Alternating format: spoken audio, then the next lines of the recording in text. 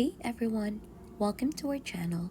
In today's video, we'll learn how to delete repost on TikTok easy guide. So for us to be able to begin, just open the TikTok app onto your device.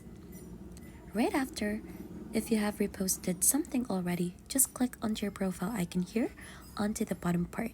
Now we need to head onto the repost section of your profile. So you should be able to see that one here under this icon.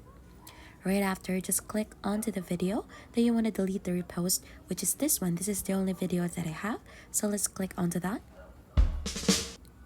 Right after, as you can see, it shows in here that you have reposted that.